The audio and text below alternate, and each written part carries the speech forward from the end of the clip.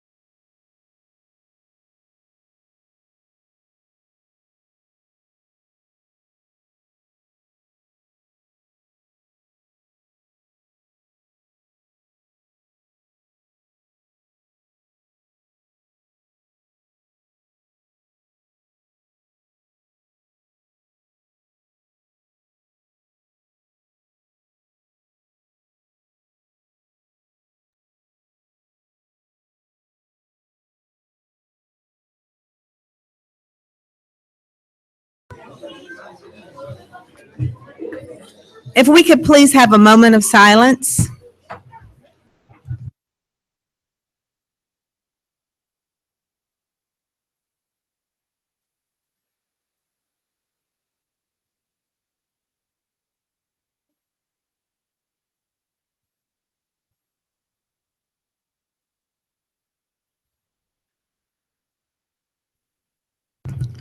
Okay, thank you. Next, we will have the Pledge of Allegiance.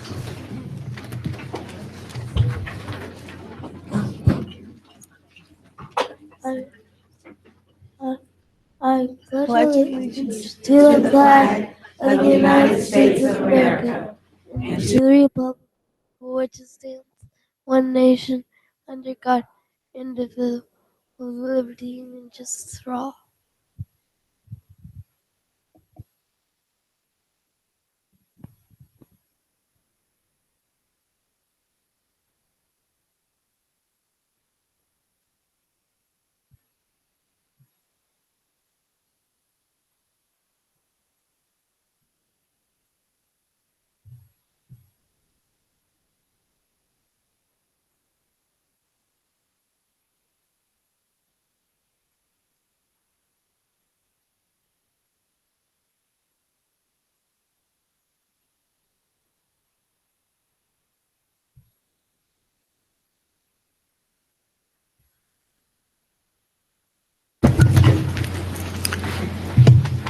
Okay, I'd like to get a motion to approve the agenda. Motion to approve the agenda? Okay, thank you. All those in favor? Aye. Aye. All those opposed? Thank you. Okay, Ms. Helms, the John H. Crowder Award. Each month, we recognize a high school student with the John H. Crowder Award for Community Service. This award is a living tribute to the late John H. Crowder, who spent more than 31 years serving the children of Union County. Criteria for winning the award are that students must not only be academically successful, but they must also have an established history of community service in more than one area or with more than one organization. Tonight, we award the John H. Crowder Service Award to a very special young woman from Sun Valley High School. Would Abigail Wilson please come forward?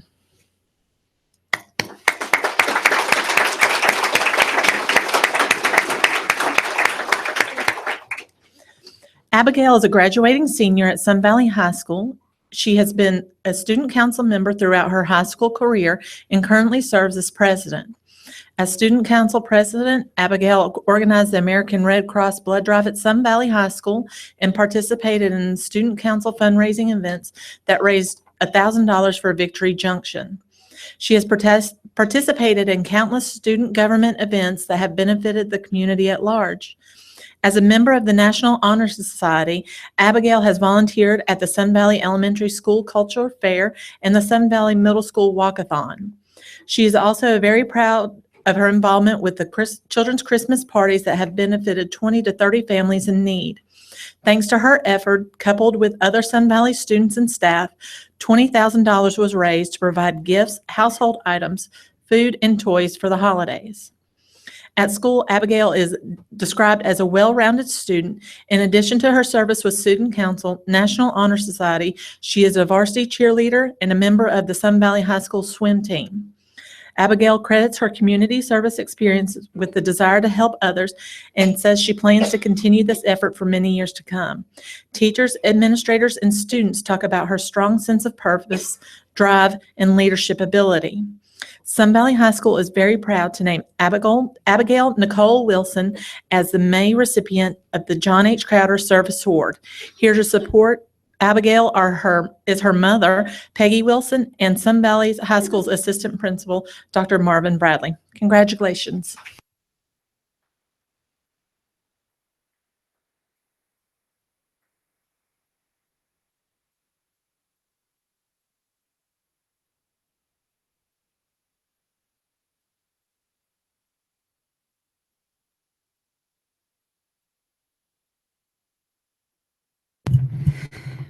Okay, good evening. We have a number of individuals we would like to recognize tonight, both students and staff. And when I call your name, and I will try my hardest to pronounce it properly, please come forward and allow the school board to congratulate you. First, we are honored to recognize a familiar face at these school board meetings, Monroe High School coach Johnny Sowell. The North Carolina High School Athletic Association has named Coach Sowell the 2016 Toby Webb Coach of the Year. This recognizes one male and one female coach in the state each year, all coaches who have had an impact on the lives of students and student athletes and students in general. Coach Sowell is being recognized for his efforts to encourage his students to succeed, to help them develop self-confidence, ambition, a sound work ethic, and other skills necessary for success in the students' later lives. The school board recognized Coach Sowell and his entire football team, the Monroe High School Redhawks, in March for bringing home the 2AA State Football Championship in an undefeated season of 16 wins and no losses. No team in the 55-year history of Monroe High School has ever had an undefeated season or won a North Carolina state championship. Coach Sowell is no stranger to individual recognitions either. He is the 2015 Enquirer Journal Coach of the Year, the 2015 Union County Weekly Coach of the Year, the 2015 Greater Charlotte Football Coach of the Year, and was presented with Glazier Clinic's 2016 Semper Fidelis Coach Award by the United States Marines. Coach Sowell, you set the bar high for excellence, very, very high. You are the epitome of what a quality educator and exemplary coach should be. Congratulations, you make us all proud.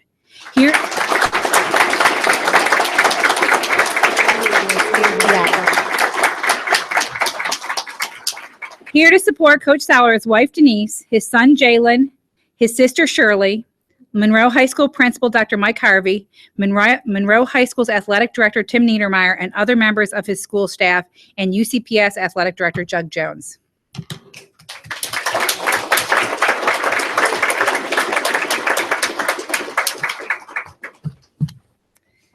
Okay, now we would like to recognize an outstanding teacher from Parkwood Middle School.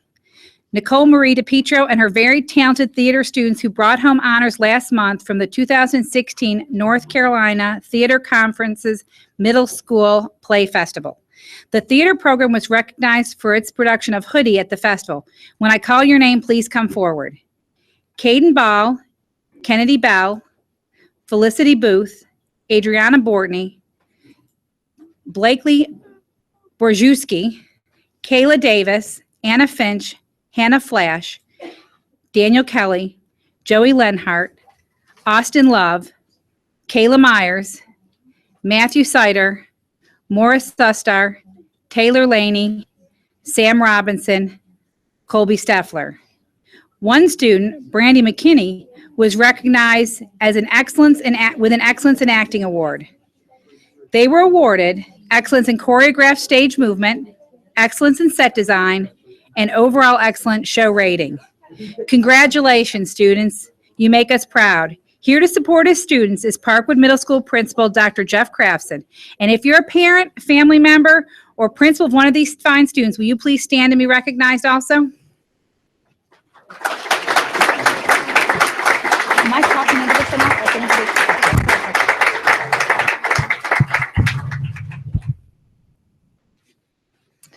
All right, this year we are proud to announce that we have 13 band students across the county that have made it to All-State Band. Getting this distinction is not easy. Students must prepare scales, solos, and sight read on individual musical instruments, and they compete with students at the district level. The top third go to compete with top individuals on their instruments to make the All-State Band. There are 3 All-State bands: middle school All-State, 9th, 10th grade All-State, and 11th, 12th grade All-State. We will recognize the middle school All-State band members first. When I call your name, please come forward. Lucas Blanco, who is a middle school student at Cuthbertson Middle, and his band director is Katie Ebert. Annabelle Grocott, also from Cuthbertson Middle. Jack Sweeter, also from Cuthbertson Middle. Colin Erb from Marvin Ridge Middle School, band director Matthew Mallory. Ruth Donado, middle school from Weddington Middle, band director Mikkel Rogers.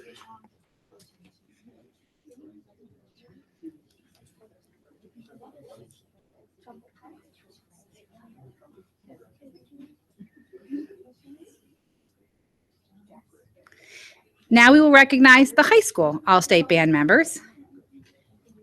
Delaney Dewey in the 11th grade All-State Band from Marvin Ridge High School, Band Director Keith James. Chris Moser, who I believe can't be here tonight, and he's in the 12th grade band from Piedmont High School. Chris Vero, 12th grade All-State Band from CATA, and his band director is Craig Retzlaw. Sarah Austin in the 10th grade All-State Band from Cuthbertson High School, band director Todd Ebert. Gabe Daniels, also in the 10th grade All-State Band from Cuthbertson. Ashley Monahan, also from Cuthbertson in the 10th grade All-State Band. Phillips Clark, 12th grade All-State Band. Band director also Todd Ebert. And the prestigious son of Deputy Superintendent Dr. David Clark and Principal Dr. Rachel Clark. Ryan Milford, 12th grade All-State Band, also from Cuthbertson High School. And we would like to congratulate the Eberts for being among 5 schools in North Carolina to receive this Support Music Merit Award.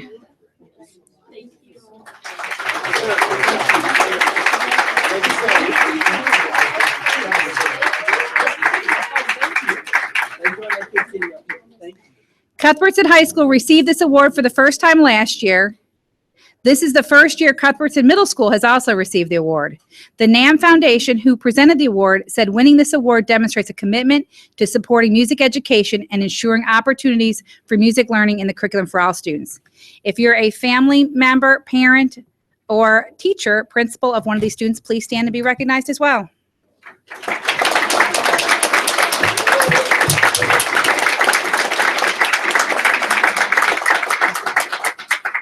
Thank you. That's all the recognitions we have for tonight.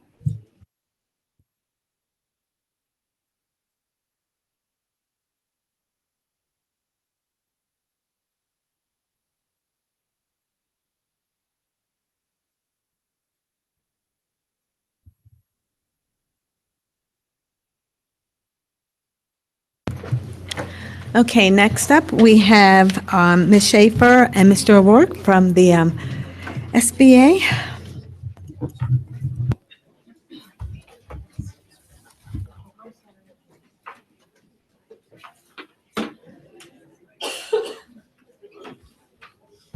Good afternoon, good evening, board members. How are you? We are here to update you on your surveys from your superintendent search process. As you know, we're the North Carolina School Boards Association, and we are working with you to support you in looking for a new superintendent. We have before you the information that I believe was sent to you earlier as well that summarizes the survey results, and we just want to go through those for the benefit of your public and your staff as well as the board to sort of summarize what the survey results showed. So first of all, I think we would like to, next page, we have a lot of great responses to the surveys. We had 1,176 community surveys that were started by your community and 1,117 that were completed. It is very common for people not to push the right buttons at the end and to complete them, so that's normal. We have rarely seen as many survey responses as that. That's an excellent, excellent result. We usually see in the 300 to 400 range for a district this size, so that's really excellent. Remember, these are people who chose to comment. It's not a scientific survey. It's giving people an opportunity to comment. And to give their input. We also had the staff surveys. We had 1,455 started and 1,436 completed. Again, that's a really, really high number. We're usually in the same 300 to 400 range for a district this size. So obviously people were very engaged in the process and you got a lot of good comments. Also, we also had a bunch of comments. We had over 400 comments in both the surveys. And again, those are when people can say what it is they choose or they're interested in seeing as a result of the what are they interested in seeing, and maybe related to the superintendent search, it may be other issues. So those have been provided to the board just in a redacted version and also an unredacted version that only the board can have, but we had to redact some of the comments out that had to do with personnel issues by law. So the community and staff comments that were not redacted are available as part of a public record, which we have provided to your press and staff. So the next thing we have is that we had some ratings on very specific criteria. And what the rating was 5 was most important, 4 very important, 3 important, 2 less important, etc. So we ranked them based on the most important responses, how many people felt strongly about specific items. So next slide, please. So what we have is a comparison of your staff and student rankings. So, if I'm making it's easier for me to talk from. Can I just do that? Is this going to work? I don't know if this is turned on or not, but there we go. Does that work?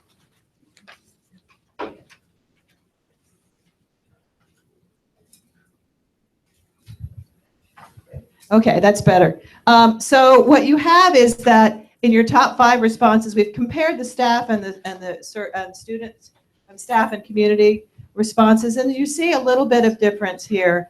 The top response for communities was knows how to get staff, students, and parents and community to work together to help children learn. That wasn't quite as high as your staff responses. That was number 3 for your staff, but they were both in the same range. The top response for staff was has strong human relations or people skills.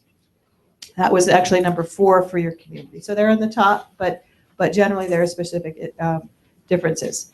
Number 2 for your community was understands how to provide safe environments. Obviously, that's a big issue for your community. They want to make sure that their children are safe. We understand that. That is number 4 for staff. So again, that's in the top for staff as well. Number 3 for the community is understands how to effectively advocate for resources needed. That is number 2 for staff. Given these tough economic times, you can see why in both groups that would be very high. So there's a lot of overlap. That's not always the case, but there's a lot of overlap in those issues. Next slide, please. And then we've just done the top 5 and then the bottom 5, and I just want to discuss those two. So you see, number 4 for the community was number 1 for the staff, which is strong people skills, and the safe environments for staff was very high for the. That was the number 2 for the community. So again, and then the 5th one out of these is communicates well with people of all races and socioeconomic status. So the top 5 were the same, just in a different order, which says that there's a lot of consistency between your community and your staff on those issues. The next slide shows the things that folks did not think were as valuable. Should spend time in individual classrooms was not important for either your staff or your community. That was number 20 and number 22. Number 20 and 21 for the staff and community respectively has been an assistant or associate superintendent. So having a specific experience in a central office was not as important for either group. Has worked in North Carolina public education was not a priority for either group. And has been a superintendent before was not a priority for either group. So those experiential things were not as important for your folks as the other things that we talked about, that people could get folks to work together, that people could keep environments safe and all that stuff. Next slide. Again, there's a lot of overlap. The last one for both is should continue the current direction of the school system. There's 2 ways to look at that. One is we would like the current direction of the school system to change. The other one is that we are not as concerned that we keep the same direction. We're open to people coming in and having new ideas and making a different path for us as a school system. So that just gives you the kind of things that are priorities for both your staff and student and community. Next. Okay, so this gives you an idea of the demographics. The big block there in color to the right in that sort of beige color is people who live in the attendance area. and my children attend the school. So that's basically the parents and people who live in the community. We have some who are the children attending public schools is the white. So you have people who live in the community. The white is people who are also attending the public schools. People who are students in the public schools is the green. So we had some students give responses. Some folks in the orange, and we're going around the circle here, are people who don't have children attending the schools. So you do have a lot of people who don't have children in the schools. Some retired folks in that little black sliver there, and then representing the business community, you had a good amount in that sort of dark red there. So you had a few that held political office and then active duty military. So those are the kind of things that we just were curious about that might help you know who you have.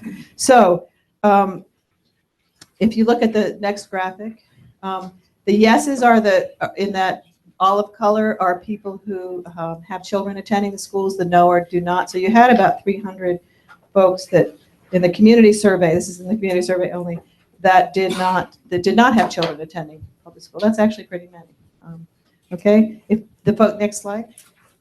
Folks who had children in school, we asked them what grade levels. The pre-K, just a few. The elementary school, more than any one other group, over 450. And then middle school, about 400, and then high school, about 350. That actually is pretty consistent with the numbers of grade levels that you have in each of those grades, except high school is lower than middle school. You have more grade span, more grade levels in middle school. So we do see a drop off of people who have high school kids. I guess they're looking on to college. So next slide, please. Okay, what is your current job assignment for the staff survey?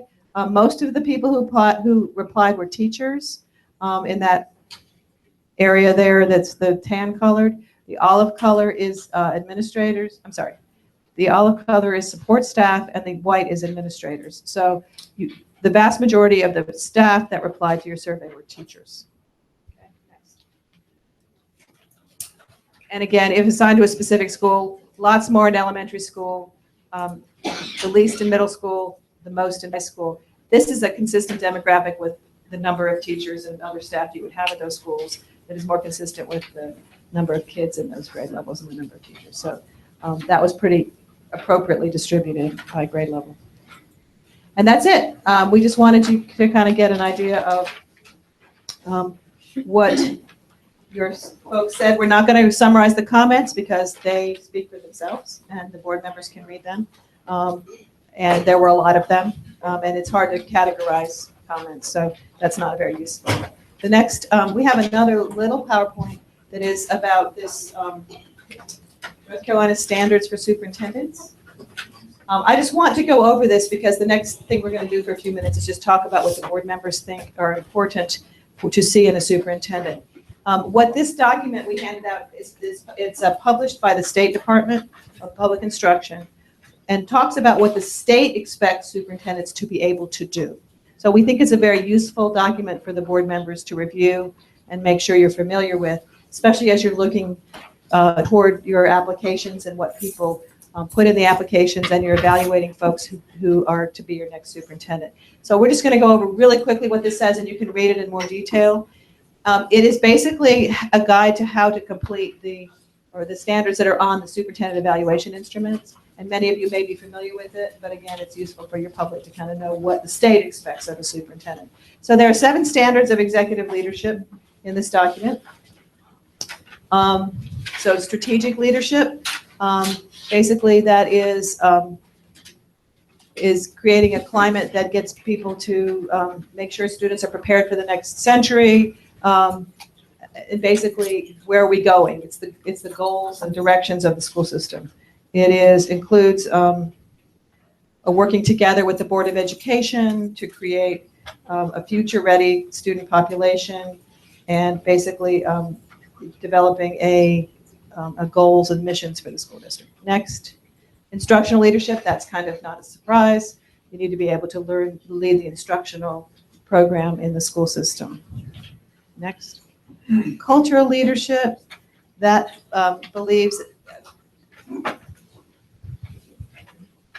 that has to do with making sure that people connect with their traditions, that they understand their history and their norms, and they understand their district. The superintendent understands the district and can work within that district and the culture that they're coming into. Okay. Human resource leadership, again, this is about making sure you have good people in place and that you're a good leader of the staff that's in the school district, that you have you develop and retain a high-performing and diverse staff. The next one is managerial, and that has to do with budgeting, staffing, solving problems, communicating, keeping the management of the school district going. Okay. The next one is external development leadership, again, working with the community and engaging the community, and trying to make sure that your government leaders, your community, your parents, your business representatives are all engaged in the community. Again, these are things the superintendent is supposed to be able to do and will be judged on as they're evaluated. Okay. Micro-political leadership, again, understanding and responding to the political environment in which you find yourself, both in the community and in the state context and in the federal context, working to assure that the school district gets the resources it needs with your leadership. So those are the 7 competencies. And then those are the 7, standards. And then there's other competencies that are not specifically mentioned that have to do with a lot of things. We don't need to go through all of these, but they have to do with things like communication, delegation, conflict management. Next slide, please. Emotional intelligence, ethics, judgment. Next slide. And responsiveness, technology knowledge, visionary, that kind of thing. So again, this is all the stuff that the superintendent will be judged on and that you need to think about as you are looking at the applications and you're interviewing folks and you're making a decision, because this is what the state expects folks to be strong in. So I just thought that's helpful for the board to have some guidance on that. The next little exercise that we have is to talk a little bit about and get the board members to talk a little bit about what you think is a priority based on the survey information and your experience.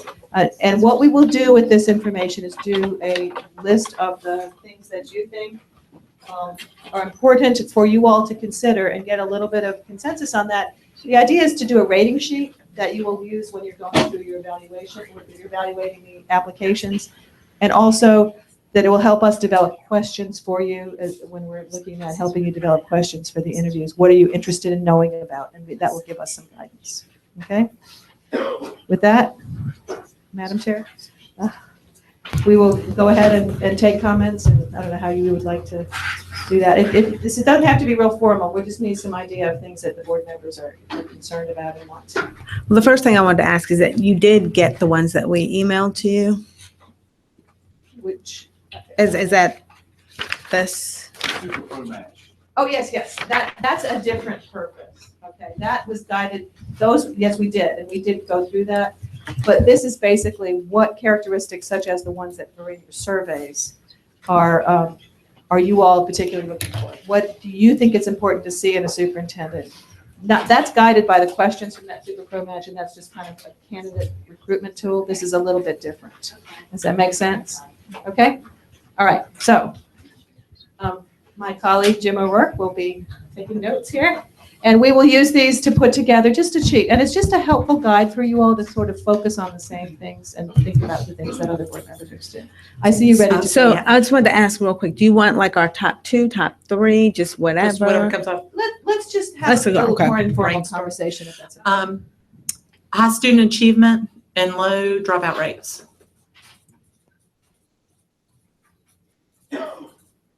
We do this a lot, so this generally works pretty well. So it's good.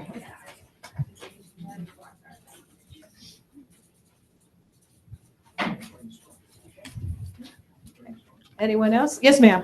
I think it would be very important for someone to have previous public school background, particularly if at all possible, all 3 grade levels, because that would ensure sensitivity to the various backgrounds of So at children. all levels, okay. Anyone else? Strong people skills. Strong people skills. Yeah, that showed up on your survey. Pretty strong. Okay. Anyone else? A willingness to work with county government. Okay. You know, Yes, ma'am. Yes. I'm going to throw mine in one big catch-all and call it leadership skills. I think not only leadership as far as staff, but also someone who is perceived as a leader by the community. Yeah. Echoing on that, I would say communication skills, the ability to communicate a message of UCPS to all the different stakeholders. Okay. So communication of, in particular, of the goals of the schools. Mhm. Okay. Okay.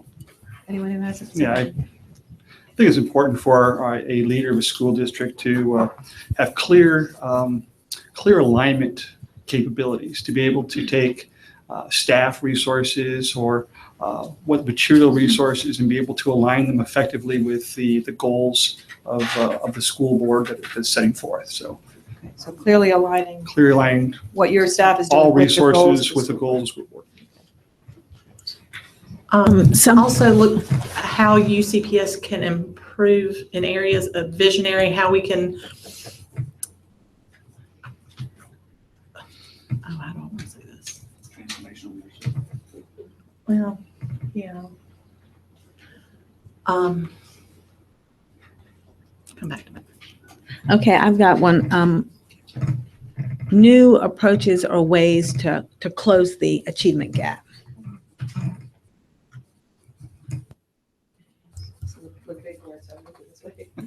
Problem-solving skills. Somebody who's not afraid to admit something didn't work out as well as would like, but doesn't have a problem. Learning from that and moving forward.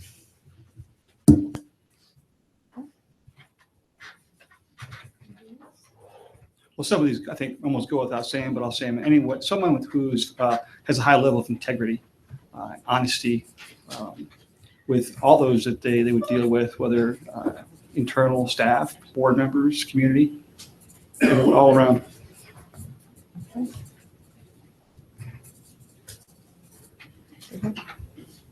I also would like to see someone, I think, who's been an educator on the front line, been a teacher in the classroom. Yeah, I would say a record of success. They can actually point to things they have done. And it's not just as a superintendent, maybe it's as a deputy or a teacher, just things they can actually point to. Yeah, that's a good question for interviews. Okay, that's the success. What did you do? Yes. Anything else? Anybody else? well, along that same line though, transparency, to admit when something did not work out the way they thought it would work, and that they have realized that it's okay to change course. I mean, sometimes failure is a success. That's at least a learning opportunity. Well, I think I'm piggybacking on that would be some data now, something to back up what you're doing. If you have the data, then is that what you said? I couldn't hear him. I guess record of So success. using data to make the data-driven decision-making, I think. is Correct, the term yeah. Is that right? Data-driven decision-making. Yeah, the focus needs to be obviously on the students. So showing that their decisions in the past, wherever they worked, has been focused on student achievement. I think it's very important for a superintendent to be able to build a strong team, to be able to delegate effectively, and then to be able to develop or build that team up skills-wise, build their leadership skills up, because it helps the whole staff, the whole Leader versus central boss. office as a whole.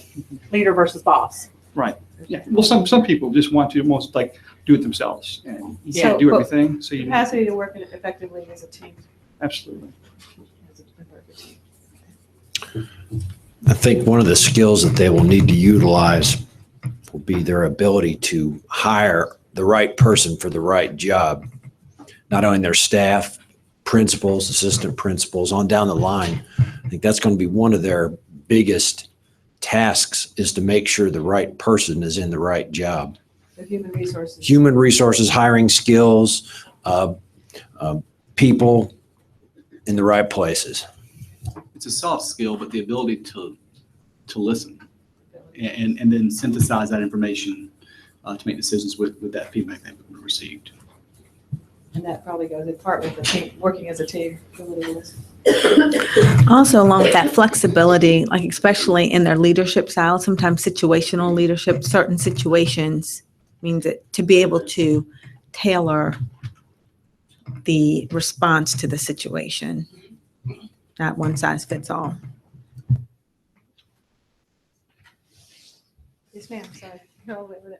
Oh, that's fine. As the system continues to grow, I think it would be helpful for that person to have the ability to understand the needs of staff, particularly from the central office level. As more teachers are hired, the staff who does the processing of all of the materials that, you know, have to be in place before anybody can go in the classroom or anywhere else. So understand the need to look closely at what's happening and then be proactive in trying to make that work well for everybody involved. This is this might just be me talking, but I would like to see a superintendent that has experience somewhere along in his career with exceptional children, whether it be in a teaching capacity or as part of a department or making major decisions for the special needs population. Anything that anyone else has been already said you would like to add? I think it's useful for you to do this exercise and let your community know what you're thinking about and let each other know what you're thinking about. And obviously, this is an open session item. In part, it's important to do this so your public can see what you're talking about and what you're interested in, because the personnel laws prohibit you from releasing names of people or involving folks in the interviews. So this is an important exercise. We will take this information and we will come up with some questions for you to ask of your candidates from them. We will also get a rating chart for you that will allow you to focus these. And the last one, though, that we always know everyone wants to say is walks on water. We will try to find someone who's close to that as possible, but there's only one person who ever did that in my experience, and he's not applying for the job, I don't think. Anyway, but we will take these and they will be good, and publicly you can also share them with candidates and they can know what the board is looking for, and that's very useful as well. So this is an important tool, and thank you very much for your time tonight. We have not counted the number of folks we've had apply yet. It's still early. We still have a ways to go till your application deadline, which I believe is the 17th. Our experience is that, and I told you this early on, about half of the applications come in the last day. So if it's any indication, we're going to have a lot of applications for you. We will look forward to getting those to you and meeting with you and working through the process. If you have any issues in the meantime, if you need any other information, we're always available to all of you. And if you need anything to change and do something differently, just let us know. We'll work on it. So we're here to help you. It's a pleasure to work with you. It's a pleasure to see all of you tonight, and we look forward to seeing you again the next time. Thank you so much. Allison, I have a quick question. Sure. First off, thank you for being here. This information was very helpful going over it this weekend.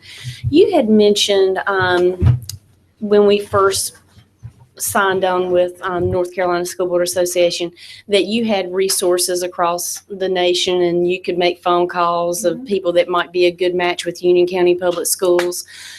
Depending on, how many applications come in, are you going to look through those before we see them to kind of weed out or separate, or will you look at those first, or do they just all come to us? Well, the answer is both. We don't screen. I think we told you that the last time. We do not say, don't hire this person doesn't meet your criteria. What we do is give you tools that allow you to do that quickly yourself. So, and that is, we have what we call an experience chart, and it will have the highest level of experience, their certification information, what size of district they've worked in, what level of, how far they got up in the hierarchy in the school system or wherever they worked. And it will be sorted by category of superintendents and people with superintendent experience. I mean, occasionally we have people with State Department experience, and then associate superintendent experience. So if you have an idea of what you want, you can see the size of the district they worked in, the student population, how many years they were there, and some very clear, objective demographic stuff that will allow you to choose the applications you're most interested in looking at first. We don't suggest that you go alphabetically when you look at them. We suggest that you look at the ones that are most interesting based on that experience chart. There may be some that don't have the criteria you personally feel are important, and that may not be something that you need to spend a lot of time on. It depends on you. But we feel very strongly under our state laws that it is the school board's responsibility to make these decisions, and we are very careful not to make them for you or to even suggest who you should hire, because that is by law your province and yours alone. So we're very respectful of that, but we do try to give you the tools that you need to go through this quickly. We also do a Google search with the candidate's permission on every applicant, so you can see if they're leaving, if they've been superintendent of the year in some school district, or if they're leaving because their contract has not been renewed, and that information will be in the Google materials. So, or if there's, if they've gotten awards or those kinds of things. So that's something you'll want to turn to early on to look at candidates to. Why are they interested in coming here? Have they done a great job where they are? Have they gotten accolades, or have they had issues? So we'll try to get you those kinds of things that allow you to screen easily. Does that help you? Okay. We had told you earlier that we had we were going to either do electronic or hard copies. I think pretty much all of you wanted the hard copies, except Leslie Boyd had said you would work with the electronic stuff. Would you like a hard copy, or should we go ahead? Everybody else is getting one, so you don't need one? No? Okay. We'll have a site set up for you that we will post all of the information for you, for each of you, electronically. So if you're happy electronically, then we'll get hard copies to the rest of the board members that have asked for them. But some of us are more comfortable working in the electronic world than others. Congratulations. You're in the 22nd century probably, right? So we're good with that, and we will get you those after the deadline. It usually takes us about 10 days to get all the materials together, and we will get that to you as soon as we can after the deadline, and then we'll set times to meet about them. Okay? Anything else? All right. Thank you so much. Thank you. Okay, moving right along. We have no public comment. Okay. I need a motion to approve open session meeting minutes for our February, March, 2 March meetings in April. Motion to approve open session meeting minutes for approval February 29th, March 8th, March 23rd, April 5th, all in 2016. Second. Okay, is there any discussion? Okay, all those in favor? Aye. All those opposed? Thank you. The consent agenda. Now we need a motion to approve the consent agenda, and remember also to present one of these items to the Board of County Commission.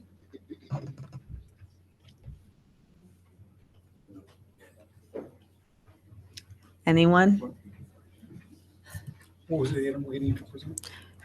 It was for the Rock Rest Elementary roofing bid. Motion to approve the consent agenda and to make sure that the board meets with the county commissioners or peers before them to make a special request for funding. Second. Okay, is there any discussion? Okay, all those approve? Aye. Aye. Any opposed? Okay, thank you. Okay, Ms. Merritt, you're up.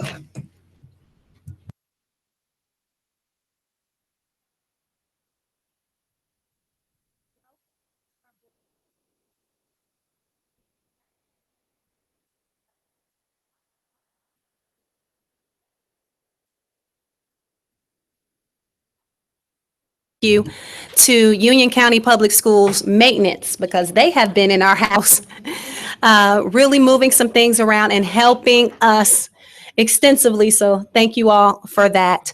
I'm Vicki Merritt, and I'm the proud principal of Sun Valley Middle School. And this is, I say, my second home, but oftentimes it feels like my first. I've been given 10 minutes to do something special, and I'm going to tell you it's virtually impossible.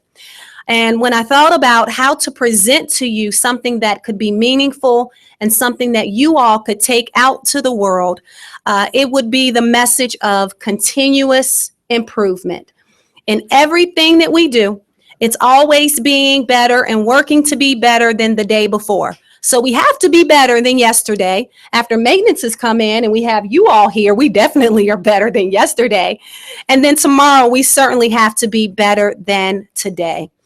Our approach to meeting the needs of students is really multi-tiered. We have a multi-tiered systems approach to continuous improvement.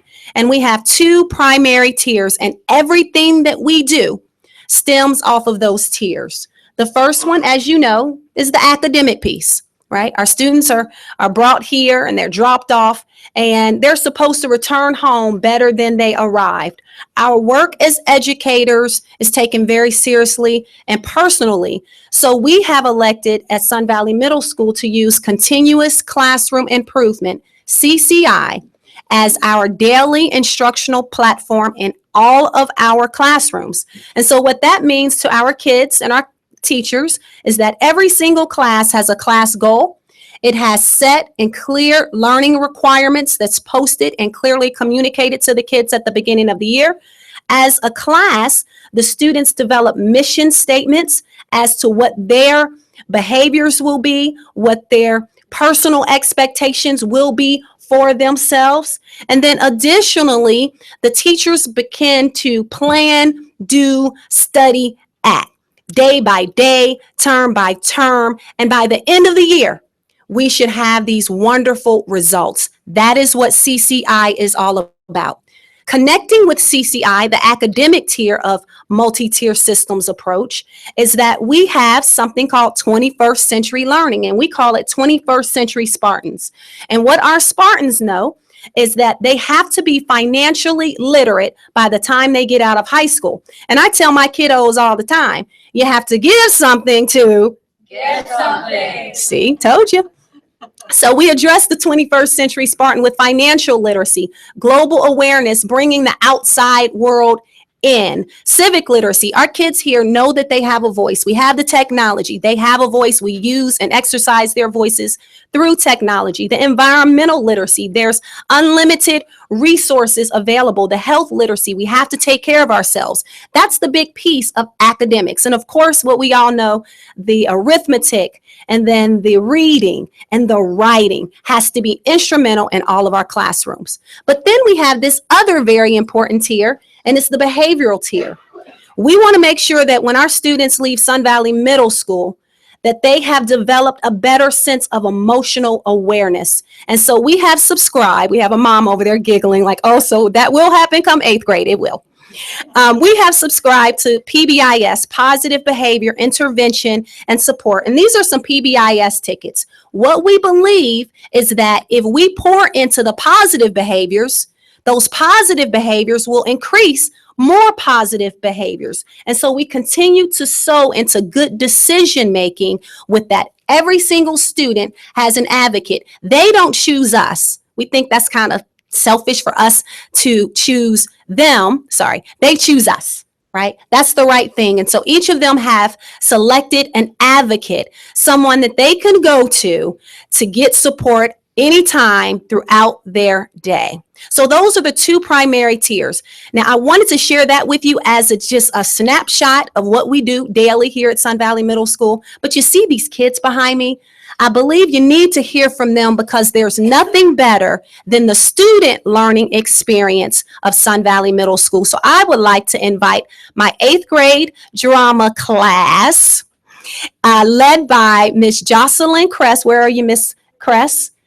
And they're going to share their learning experience of Sun Valley Middle School. Welcome to Sun Valley Middle School.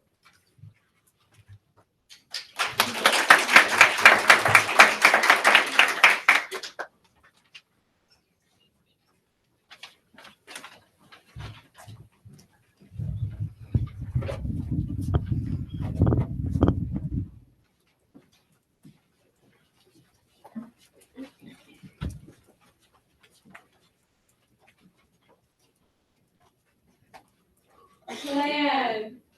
Our goal for the school is To be the best school in Union County. Do. What are we going to do to achieve this goal? We will be upstanders. We will implement a system of positive behavior, academic and support. And we will raise up the students who are 21st century Spartans. Study. We will collect our data and study our plan to be the best school in Union County.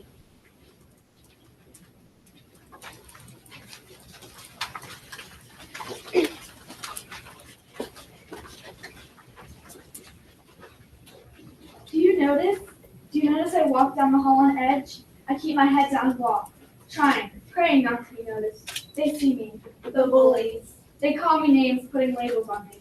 Loser, worthless, nothing. I start to break down. It's bound to end up on YouTube. Fine. I'm losing my mind. Being a bystander may be wrong, But at least we'll have tons of views. I'm done. I'm giving up. Wait, you're beautiful and you're kind. What they did is not right. This is an upstander. Stand up for yourself, and we will too. Hey, loser. This time I will stand up for myself. What are you gonna do? Useless? Worthless. We're just... No. Being an upstander means... Standing up for others and standing up for yourself. But most importantly, standing up and saying... We are different. We fight for each other.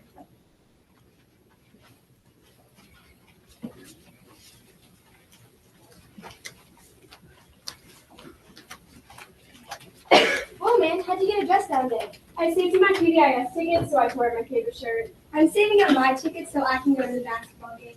Where'd you get these tickets? Use your Spartan Strong behavior. It stands for self-directed, trustworthy, responsible, organized, never quit, and goal-oriented. It doesn't just have to be in the classroom. It can be anywhere. Like where?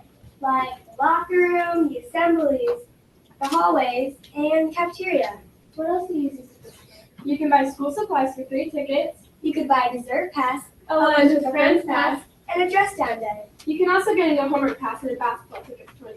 That doesn't sound very interesting. You could get a tablet, an Xbox, or even some Beats. Oh, really? How many tickets? The tablet is 550 tickets, the headphones are 750, and the Xbox is 2,000. Well, I'll better start saving my tickets.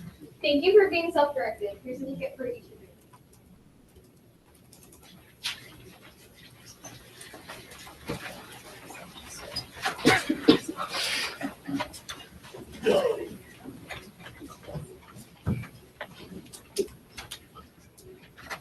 The 21st century Spartans are self-directed.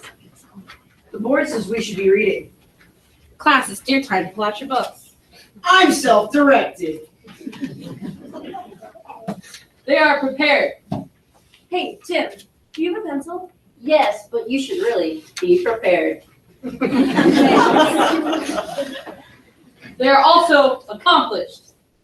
Class, you're getting your pop quizzes back. Oh man, every time. Yes, 100. I'm accomplished. 21st century Spartans are responsible. Class, come turn in your homework. Tablet. Here you go, Miss AJ. Guess we should be more responsible. They are tech savvy. How do you type so fast, Daniel? Because, Brittany, I'm tech savvy.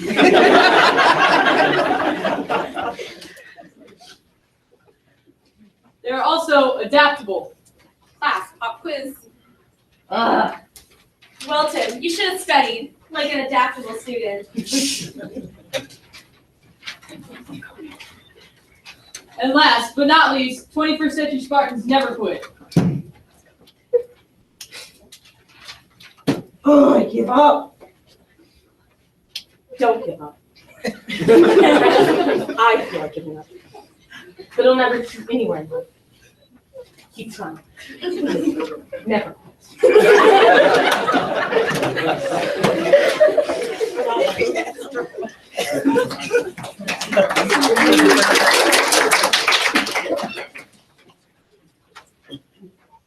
Ask. We will take our test to create Actions. We will change the cycle of plan, do, study, act. Because we are forever having continuous classroom improvement.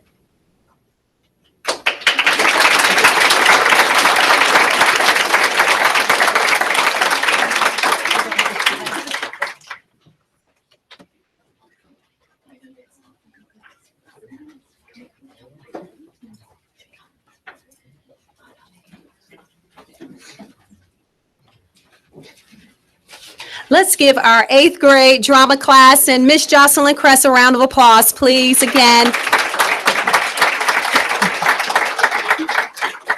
Each of you, we want to congratulate you, have earned 5 PBIS tickets that you will be able to use at our annual PBIS Carnival. Congratulations for being Spartans. Way to go. Thanks you all for your attention. Thank you.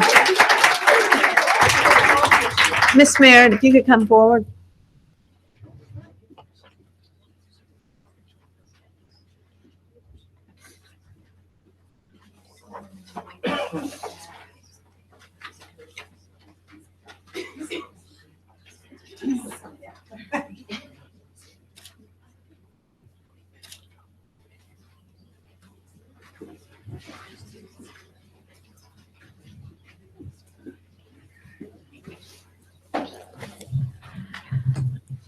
Okay, Mr. Karpinski, Mr. Guzman,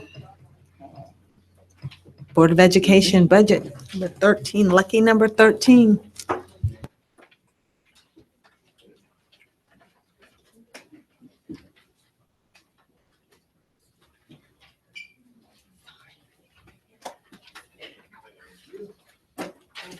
Be careful.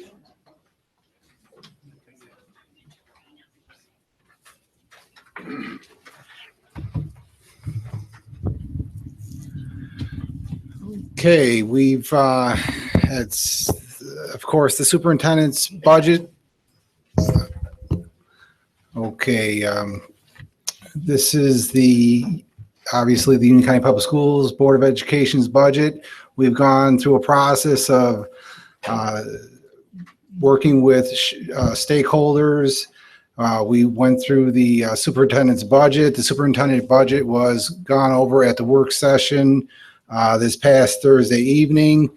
And pretty much the big changes that were made were what the board directed us to make to the superintendents by breaking out the local portions versus the state portions in the current expense section.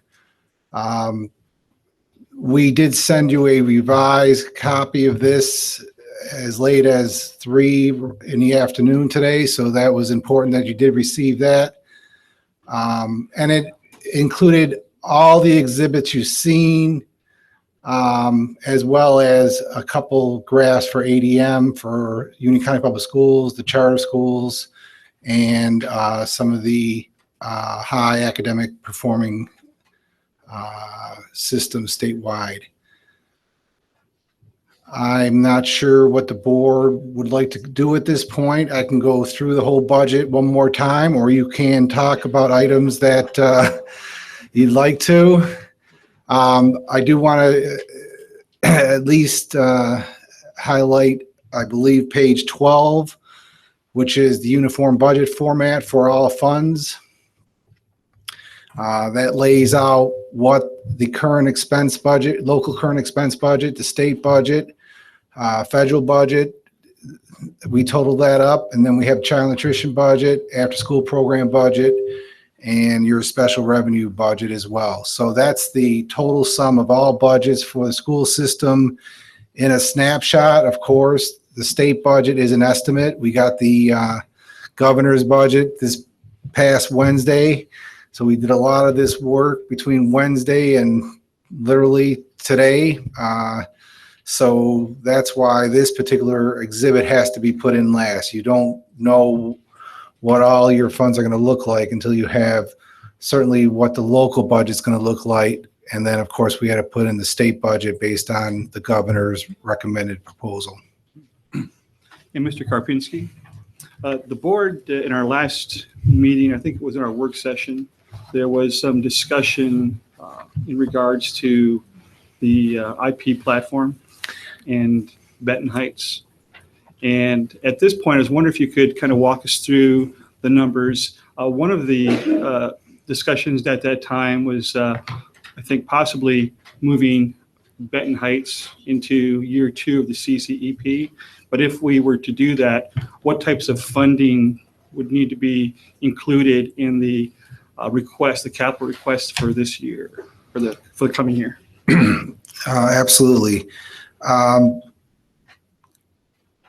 as you are all aware, the IP platform, the county has in their budget $1,307,000. They also have $1,891,000 for the Benton Heights renovation, for a total of $3,198,000. And I passed a piece of paper that shows you where those monies are on the county's books. It's my understanding that the Benton Heights project can't be done for that $1.9 million. It's going to take around 2.5 to accomplish that. So Benton Heights couldn't be done without additional funding. Dan, I think it was 3.5 million for Benton Heights. 3.5. The major renovation. Right. If you were to take it right out or take it to the limit, it would be 3.5. Okay. So at any rate, you don't have enough for the Benton Heights renovation. So with that said, I guess the board has choices to make. Of course, we could move ahead with the IP platform, or B, we could talk to the commissioners about doing a flip-flop of funding that would still become short of our goal, because we only have 3.2 and needed around 3.5, as Mr. Sides alluded to. So that is a possibility, but we would still be short and have to ask for more funding. And I guess the other options might be start the IP platform and then take what we have remaining for the Benton Heights renovation, add to it, and put it in year 2 of the CCEP. Yeah, and that's what I'm looking to get an idea of what would be required for us to do that. If we were able to do the IP platform still this summer, whatever monies we still had left over to be targeted to Benton Heights, but then what additional monies would be needed to be requested on the capital funding for CCEP year 2. So I think I'd like to make sure that the budget that we look at tonight would include that type of number if that's appealing to the board. So that'd be 1.6 million. 1.6? Wouldn't it be if we have 1.9, it's 3.5. So it'd be a, stop me if I'm wrong, be an add of 1.6 to the capital outlay portion if we said go with the IP and then add it in, right? For year 2, we'd roll basically the 1.9 from this year into the next year, and then ask for 1.6 to be added to the 20.4, 20.5. Is that accurate? Yes, sir. That's exactly what we would do. We would have to ask for an additional 1.6 into the year 2 of the CCEP. Obviously, that project wouldn't get started till after we would know if we had that funding, and then of course bidding processes, things of that nature. But yes, we could put the whole project in year 2 of the CCEP and at a cost of, or at least a proposal of 1.6 more. And there's no issue with rolling of rolling that money over from year 1 to year 2? No, sir. We have been able to hold that from year to year in the past. Certainly, we will hear about the fact that we had money that we didn't use by the end of the year, but it's typical in any capital outlay plan. Projects don't just get completed in a 12-month block all the time. We had planned from the get-go that this IP platform wouldn't get done or wouldn't even get started till the children were out of school. So we got the money early on. We didn't do the project because it's not good timing when the students are at school. So we had planned to do this or start this sometime in June. Madam Chairman, I'm sorry Dr. Webb can't be here tonight, of course, because of the death in the family. But I also had a conversation with him after the working session that he basically said, I didn't ask him, he had concerns. Part of the Benton Heights major renovation project is the auditorium, which is, if you've been in Benton Heights, it is the oldest part of the building. And one of the concerns Dr. Webb had is once you get into that thing, you actually start tearing into it, you could be in a situation where you could be forced by code to actually demolish it.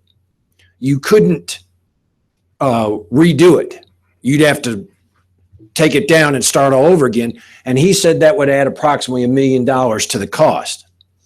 So I don't know if we can do engineering studies or what have you to really determine, but I sure wouldn't want to start spending money on the thing, get in there, and then somebody comes in and says, no way, you can't finish this. You got to knock it down and start all over again. Is that one thing over the 3.5 to be 4.5 total? 4.5 total. Okay. That, according to Dr. Webb, demolish and rebuild of the auditorium in its like state, not made at the Taj Mahal, would add $1 million to the cost of the project. And there's other things besides just the auditorium in the project. It's ADA for bathrooms and media center and things like that. But that is the biggest gist of it. So we need to be careful before we get too far into that and find out we've bought more than we rebudgeted. Because we budgeted 1.8 the first time and now it's 3.5. And we get into the thing and start pulling the ceiling down and find out we're going to be in it for 4.5. Well, I think one of the things that, thank you, Mr. Sides. I think one of the things that Dr. Webb addressed during our work session is we asked him about the estimates on everything, and he said they were the best that they had. And I don't know if facilities has come up with anything different. That's the best estimate that we have. I do understand your concern, as we have with all, and you'll see that we've built in a little cushion for our budget for those over and under. That's in the capital outlay. That's a $600,000. So we built some of that cushion in for our budget. It was in during the work session. We talked about it. But thank you. I did talk briefly with Dr. Webb about the same scenario, and that $600,000 for scope and market adjustments isn't going to take care of something like Benton Heights if you have to raise the whole thing down to the ground. So that's something that the board has to be very cautious of. Right. It appeared that when the superintendent brought this budget to the board, that that $600,000 was taken into account the scope and market adjustments for those items that were already being identified, and we hadn't actually talked about rolling this in yet. So this would be, to me, above and beyond the $600,000. Yes, sir. I agree. I don't mean to put him on the spot, but Don was there when I was when Dr. Webb made those comments. I was trying to motion to you if you wanted to come up or not. So now I'm not giving you a choice. Isn't that basically what he said, that he was concerned we get into it, we might have to basically end up demolishing it? Is that the way I remember it? Yeah, the problem is, as you know, it's one of the oldest parts of the school. It's wood frame, and we're real tight. We can't make it wider. We can make it a little bit longer. And when we get into building code issues, a wood frame next to a non-wood frame, it's almost like tear it down and build a new one. And the $600,000 wouldn't touch that. That's not for that. That's why Dr. Webb and I had a conversation, and I think he got you the information you needed. Yeah. If we built a new one, we would add about $1 million to it. Can you do, is it something, how do you go to determine that that's exactly what you have to do? Not just actually starting on the project. Is there some kind of engineering study or? Yes, we can hire a firm to do feasibility study. And of course, it's not going to be the fee that would be needed to design the building. It would be a lot less than that, but we can hire a firm to do a feasibility study for maybe $5,000 to $10,000 to tell us what we're going to have to do and then what it's going to take to do it. So we could spend $5,000 or $10,000 and find out if we're going to have to spend $1 million or not. We will. Yeah, we will have to spend that sounds like a pretty good deal. Yeah. What it would give us is better scoping for the project. And I might be speaking too quick, 10,000 at least, but yeah. Okay. Well, how about, I'll get the ball rolling. I'll make a motion that we move forward under this fiscal year with the budget amount allotted for the IP backbone, and instruct staff to move forward on that project, acquiring the equipment, setting up installation schedules, and move forward. I'll make that motion. I don't know that we need a motion. I think we can just instruct because it's in our budget for this year. So I'm not sure we need a motion.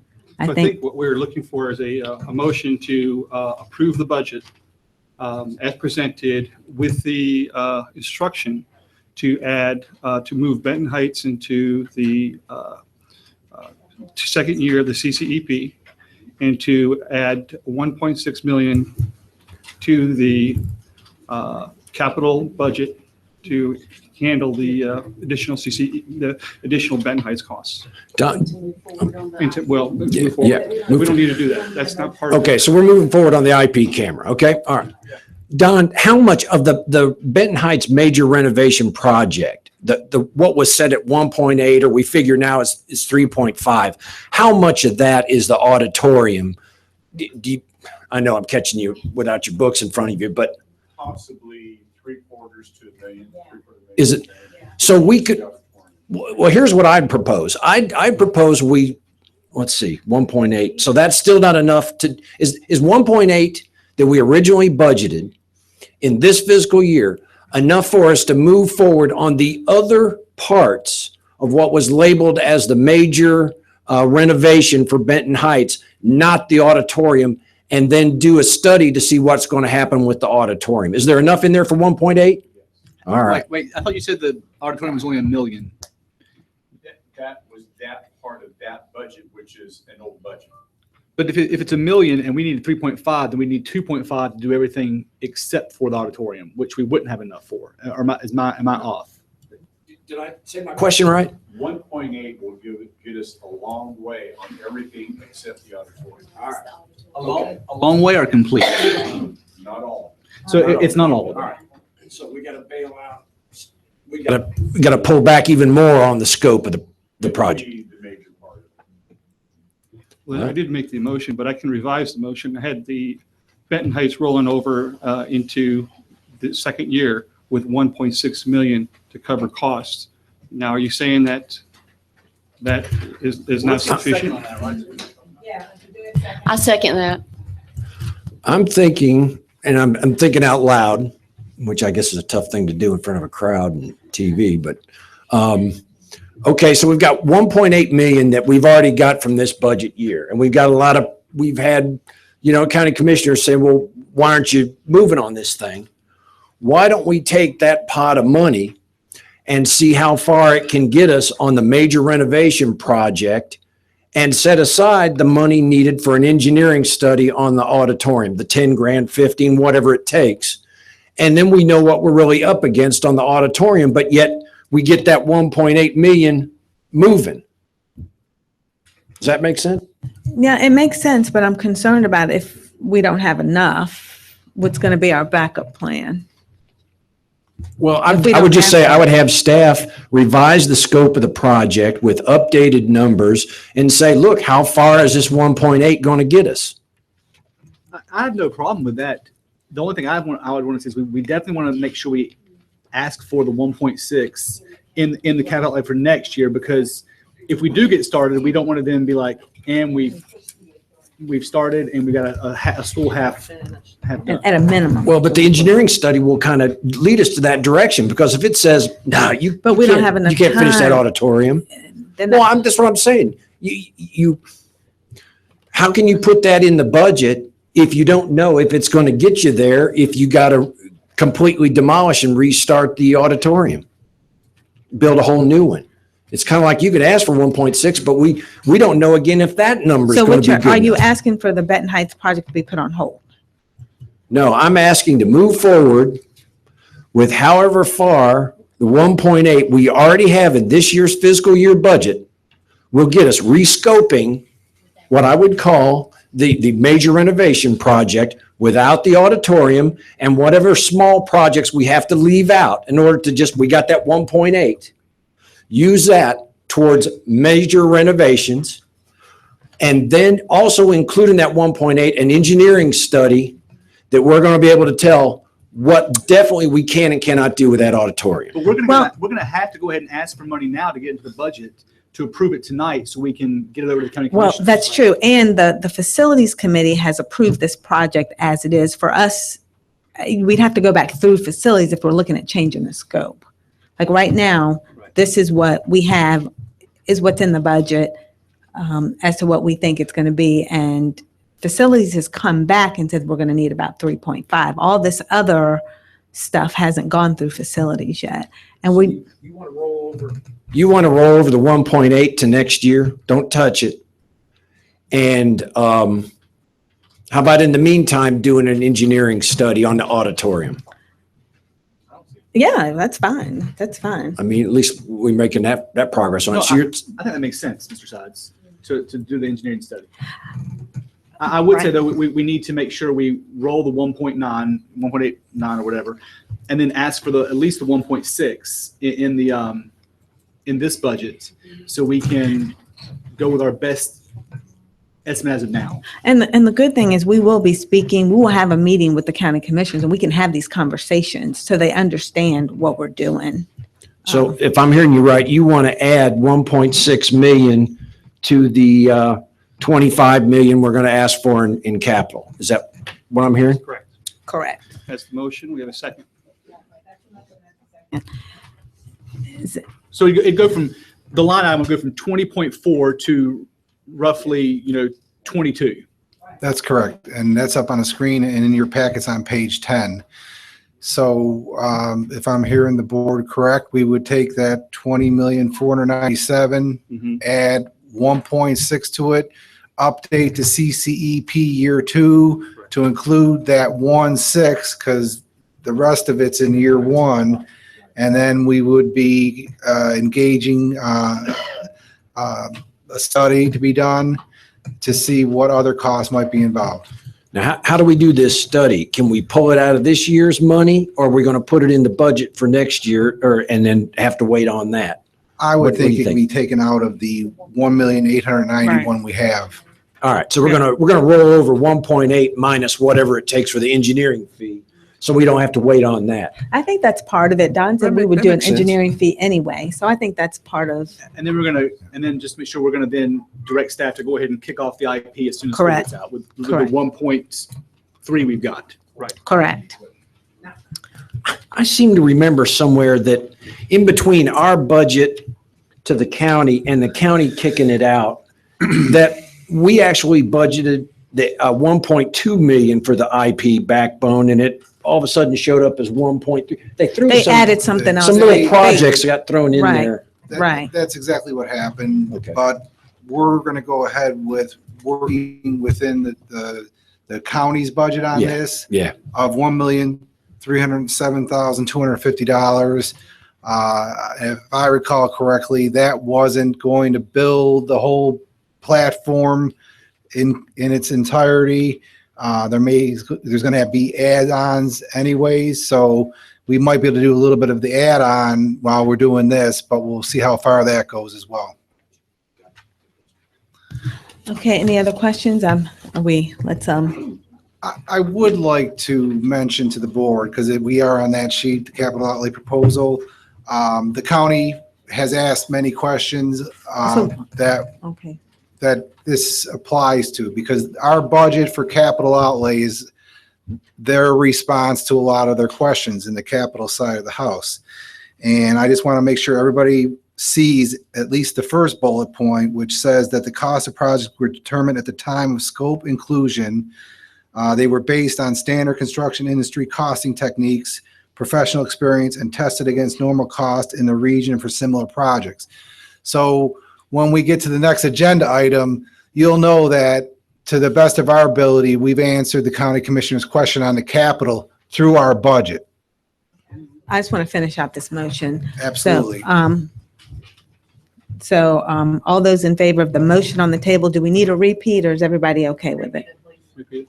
Okay, The motion is to approve the budget as it is with notation that we will be moving the Benton Heights into second year of the CCEP, and that we will be asking for an additional 1.6 million in the capital request. and so we had a second by Ms. Yeah, Merrill. got a second. I have a friendly amendment to add that I'd like to discuss for a minute, quick minute. At the work session, I talked about Benton Heights, and their enthusiasm for starting the Leadership in Me program. And I did a little research on what it's going to take for them to get started with the program. And as I mentioned at the work session, I attended a 3-day workshop on Leader in Me. For those of you who aren't familiar with the program, it's based on the 7 Habits of Highly Effective People. And it's more than a curriculum. It's really a program for elementary school. And it's in use right now in Indian Trail Elementary School with remarkable results for anyone who's visited Leadership Day. But I had a chance at my session in Spartanburg earlier this year, and 10 teachers and the principal Trawick from Benton Heights came down for that 3-day workshop, and to say they were enthusiastic is an understatement at the very least. Come to find out the cost of the program, it's not insignificant. It's a total cost of $60,000, which will be due in October for them to implement the program beginning this summer with training for the teachers. In talking with, actually emailing Ms. Trawick, she has a holdover of $14,000 from this current year budget towards that fee. Her only other alternative to implement the program, which she stated more than once they are determined to do, would be to sacrifice next year, fiscal years, some of the Title I funding from the school.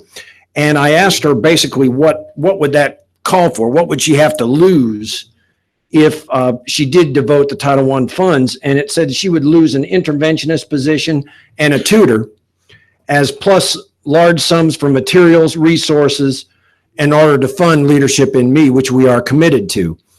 Now, I kind of got a problem with one of our 6 struggling schools that's looking to implement a program, and I will be the first one to tell you Leadership in Me is going to take some time to get in the DNA of the school. It's not, you don't just flip a switch and all of a sudden everything's great.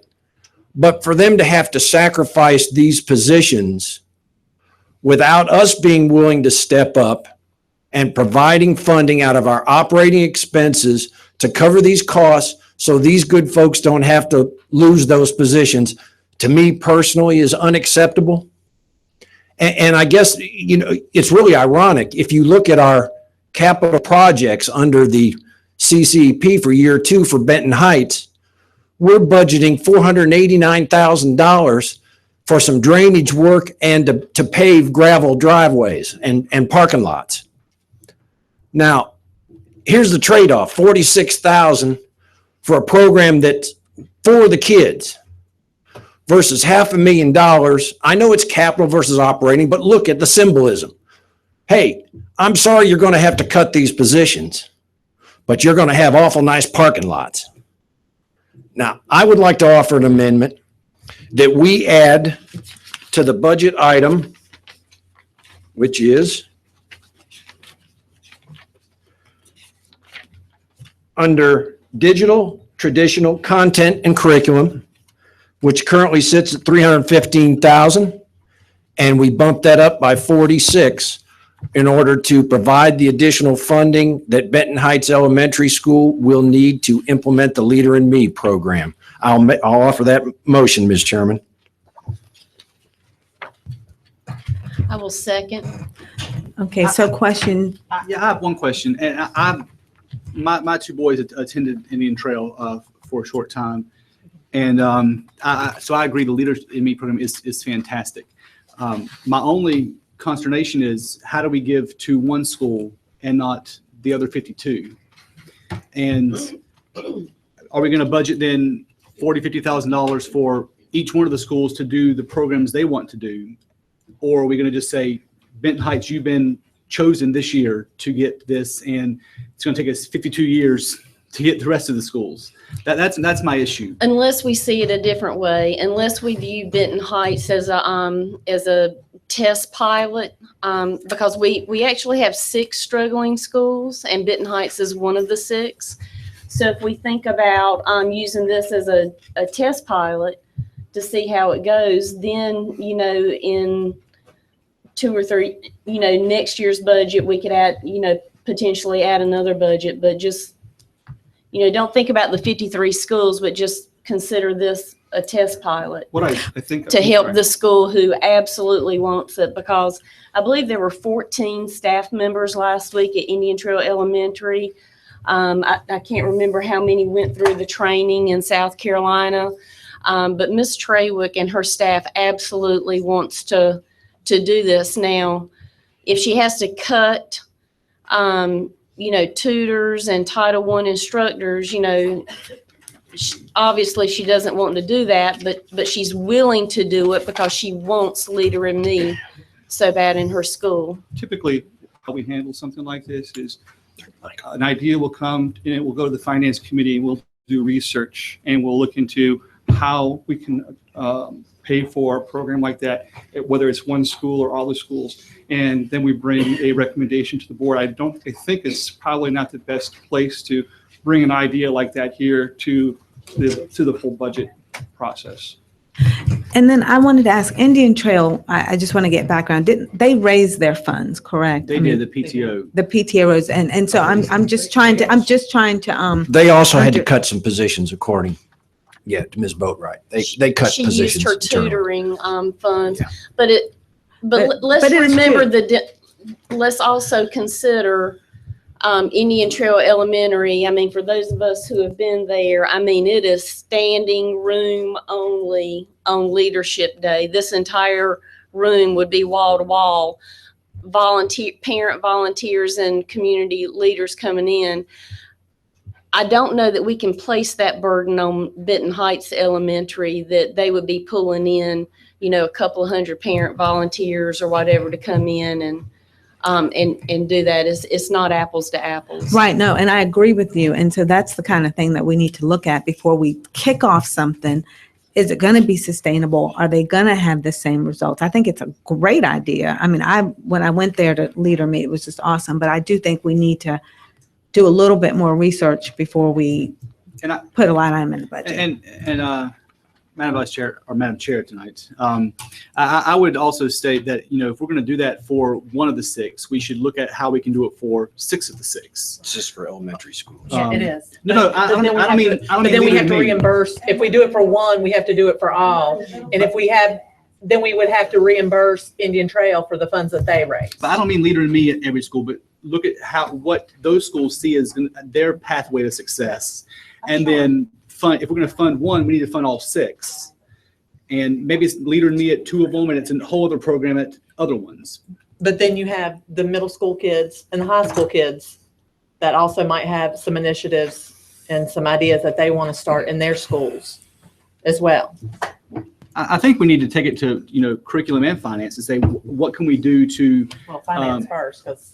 But also curriculum to say what are the kind of programs. Okay, right. Okay, well, I think that so we have a motion and a second. So all those approve of the amendment. For the amendment. Right, for the amendment. This is a friendly amendment to the motion, so we're going to vote on the amendment. So let all those in favor of the friendly amendment to fund Leader and Me at Benton Heights. All those in favor, please raise your hand. Aye. Aye, 3. Okay, all those opposed? Aye. 1, 2, 3, 4. Okay. Now we have the original amendment motion on the floor, which Mr. Guzman has repeated twice. So all those in favor of the budget and the additions, please show of hands. Aye. Aye. Well, nothing's perfect, but the important thing about this budget is. All opposed? No, I said aye. I know, but, and so I just want to finish it up. Okay, finish it up. I was explaining my yes vote. I don't get to do that a whole lot, so I was trying to explain. What I wanted to say is this budget may not be perfect, and I got a sneaking feeling that it will be adjusted, shall we say, to use kind words, by our county commissioners. But the important thing is we've shown the intent that we are doing our best, not only for our teachers, principals, assistant principals, but also our unlicensed personnel to provide the same bonuses and raises that the governor has proposed in his budget. This is a serious effort. Although it's a small step, it's an effort towards getting us up to a pay scale that's competitive with our marketplace. And that's why I voted yes. Thank you, Mr. Sides. Okay, Mr. Karpinski, item number 14. Response to the Board of County Commissioners resolution adopted February 15th. Yes, in the packets, you all have been sent the responses to questions 1, 2, 3, 4. It's a lot of data is what it is. And we can talk about that data, but essentially we take the numbers right off our general ledger and answered the questions. So you all have that information in your packets. That's what the commissioners would get. For instance, revenue estimates by the fund purpose function program object code for all funds contained within the current expense request for fiscal year ending June 30th. They get into it for 14-15 as well. So they wanted 3 years data on that. We gave them the data. So you have that in your packets. Do you want to discuss that information further? It's just raw data. I just have a comment. And this is kind of jumping back to the your operating expense fund. When you show the 91 million in the 2015-16 appropriation, I would suggest that you break out the amount like you've done in this year's budget, the amount going under GS 115C to the charter schools, because we're paying almost, what, $8 million to the charter schools? Almost $7 million is flowing through us to the charter schools. So that's a lot of money that if you're not understanding the way the money flows, that really our operating or our current expense request is 100 million because 7 of that's going right on out. That's right. Yeah. It actually is on Exhibit A, page 2 of 2. That whole 91 is broken down by what we think is the best way to show it to our board and their board. It's by object. It shows all your salaries by position type. It shows benefits. It shows contracted services. And then it also shows the charter school payments. And if I could see that far, it shows that that is a lot of money. 3.8 coming out of the county appropriation. Thank you. And the issue that we talked about at the work session is Union County Public Schools is expected to grow about 0.84% over that 354 students. Charter schools, we're expecting to have 2 more come on board with nearly 1,000 more students, and their student population has been trending upwards of about or approximately 8%.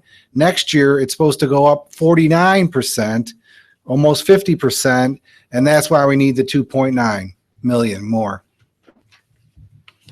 So we've done that. We've given this information to them as per their request. It'll go to them on May 15th or before. But monthly, we give them every dime we spent. We give them positions monthly, but where these positions are coming out of. So all these things are redundant information that we've been giving them for over 2 years now, or nearly 2 years. So I don't know what it is that they don't have. And our budget this year is obviously more than 2 pages long. I've heard that they said it was 2 pages long. Well, quite frankly, this section of the education budget from the governor was 2 pages long. So we had to work with limited information. I think this budget is representative of the needs and also is detailed enough to make good decisions on. And then certainly all these questions that the county commissioners asked, we're more than happy to give it to them again and monthly thereafter. And anytime daily if they want it. We really can get it to them very quickly. We just want to make sure the county commissioners have all the information they need to make a good decision. Thank you. I just wanted to say, Mr. Karpinski, I want to thank you and your staff for all the time, the effort you put into bringing this budget to the board, the superintendent's budget, so that we can make it our own. I know that you spent a lot of hours in waiting for the governor's budget, filling in holes, and a lot of long nights. So I just want to say that I appreciate it and thank your staff for all their hard work. Thank you. Okay, thank you. Oh, are you? I'm good. I just wanted to make sure you all knew that the capital request items, I'm not doing any more work than what's in our budget, because that's the way we can respond to that capital request of prioritization of requested projects. We give them a timeline when those projects will be started and ended. Detailed project scope, I think that's there, and the basis for the estimate as noted in that footnote. We have given the teachers the appropriate supplements this year, and we're working on the technology component, which is complicated because they want to know what we're going to spend in state and local dollars for the one-to-one initiative. Well, if you can tell me, or anybody can tell me, what the state's going to give us funding for 3, 4, or 5 years from now, that'd be useful information, because I just got next year's stuff last Wednesday. So it's a difficult question to answer, but we're working on giving them an appropriate response. Thank you so much. Thank you. Okay, item number 15, we do have a closed session decision that I'll need a motion on. That's to approve the roofing bid for the Wolf School, as in addition to someone going before the Board of County Commission. Can I just clarify too that there's been some confusion. That's really not a closed session decision. Right, it's not really, it's a closed session discussion. Then you make Per, yeah. We've got some questions on that. That's why I just wanted to clarify. yeah, it's that, yeah. Need a motion. Motion? Is the chair entertaining motions? Yeah, that's what I Motion started to, out saying. Approve the roofing bids that need to go in front of the county commissioner and send someone to the county to discuss those. Thank I'll you. second. Thank you.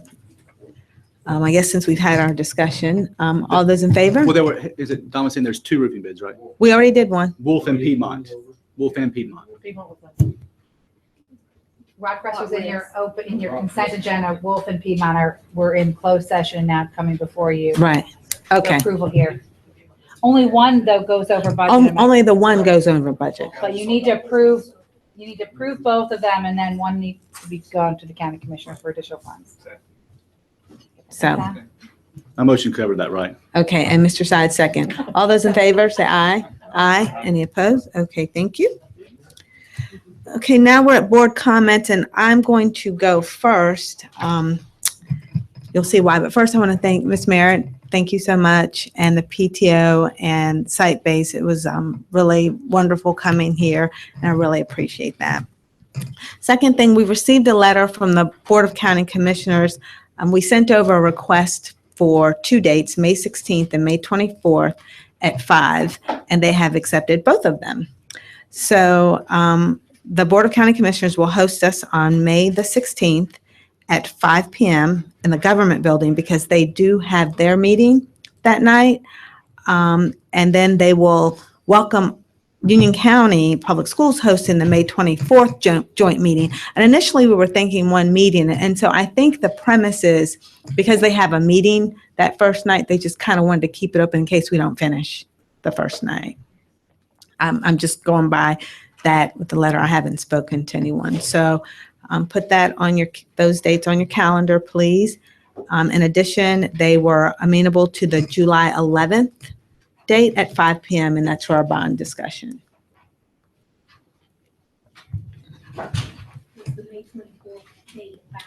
Yes, ma'am. Any other questions? Okay. Any other board comments? I would just like to say that this has been a very wonderful meeting for me. I appreciate being here, Ms. Merritt, having worked here in the past. I do feel like I'm at home in this building. This has been a wonderful presentation by your students, and I certainly appreciate the good food we had as well. Thank you so much.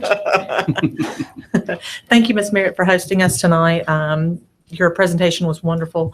And I'd also like to say thank you to all the teachers out there. This is Teacher Appreciation Week. Union County Public Schools has a lot of wonderful teachers who devote so much time before and after the school day to our kids. And I just hope they know how much we appreciate them and thank them for all that they do. I'd like to also thank Ms. Merritt PTO, site-based, thank you for a wonderful time. The presentation was awesome. Seeing those kids, I mean, I didn't have that much of a willingness or the ability to get in front of a group of people and perform like that. Just amazing what you're doing here. I'd like to thank the finance staff as well for all the work they've done to do a lot of work in a short amount of time for the budget. I'd also like to thank the rest of the board members. I think we've worked so well together on this budget and, you know, talked about it, worked through it, and just thank you to the board members for everything. I think it's been gone really, really smoothly. Finally, I'd like to just say I had the opportunity to speak at the Village of Marvin and the Town of Waxhaw's, their municipal meetings, and it was wonderful to see those towns have such great support for UCPS and willingness to work with UCPS. So it was great to go out there and speak to those two town meetings. Yeah, Ms. Merritt, I also would like to thank you for your hospitality tonight. To thank you, PTO, site-based team. The dinner was fantastic. It was delicious. So thank you for that. Very much enjoyed the students, their presentation. Again, that was it was amazing. I also want to thank the community and teachers for their participation in the survey for superintendent. I could tell that Ms. Schaefer was very impressed with the responses, and that's great feedback for us as a board to be able to read what's important to both the people who work inside the building and the parents and those in the community, even those without children in the school, to see what they think and where they think our school should be going. So thank you for the participation.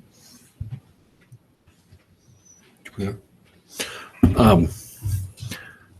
Thank you, Ms. Merritt. It's nice to see you again and be in your school. I didn't get a chance in the last meeting, but I wanted to thank Ms. Boyd and Mr. Guzman for the legislative breakfast. I enjoyed that. That was my first one. I missed the previous year. I had an interesting conversation with Senator Tucker, and Dan was part of that as well, in talking about the charter school funding. It might be interesting to know that by law, the funding, the local funding, flows through us to the charter schools. And according to Dan, we spend some 16 man hours a month just collecting the documentation from the charter schools we have now, organizing it, making it the requests, and passing the money through. And that's by law. Now, for their state funding, they can go straight to the state and get their allotments. But for the local money, it has to come through the school system. I would like leave to just take the temperature of some of our county officials to approach, and Senator Tucker was very positive in his comments about looking at legislation to allow, rather than money flowing through us and us having to be the accountant for the local monies, to allow the charter schools to go directly to the county in supplying their documents and getting their funding flowing directly. They don't have to come knocking on our door to get their check each month. It's not our responsibility. Our responsibility is Union County Public Schools. So I would like to see the law addressed, and I'm just going to have an informal conversation with some of the county leaders and see if they have an interest, and maybe they'll go as far as to put together some kind of resolution, and who knows, we might get some kind of local legislation to try it out and see if that works. But if we can do anything to lighten the load of our staff and foster better relations or improve relations with our charter school brethren, that we're all in this together, education of the kids is what we're all after, then could be a good thing. I would like to say I agree with Mr. Sides, and I'm really glad that Senator Tucker had this conversation with us, because if we're adding if Union County is bringing on 2 more charter schools next year, and we're already spending 16 hours on one local charter school, we're looking at 48 to 50 hours, just to funnel money through us to get to the local charter schools. But want to say how wonderful it was to be in the Valley tonight. And I want to thank you and your staff, and especially Mrs. Kress, if you would make sure that she knows how much we enjoyed the 8th grade students tonight. Middle school tends to get kind of a bad rap. And I think being here tonight at Sun Valley Middle School If anyone has a bad impression about middle schools, they just need to come visit you, because it has been wonderful and your students are just fantastic, and all of the staff. And a special thanks to your PTO and your site base, and the 40th anniversary here at Sun Valley. That was very exciting, and to see all the pictures at dinner tonight was very exciting. And I believe you're going to have a performance here Thursday and Friday at 7 p.m. Was it Alice in Wonderland musical, 7 o'clock. So I think it would be wonderful for everyone to come back on Thursday and Friday and support the school. But thank you again. It was a wonderful evening. Do we have any announcements? Okay, so now I need a motion. Motion to adjourn. Second. All those in favor? Aye. Aye. All those opposed? Thank you. Good night.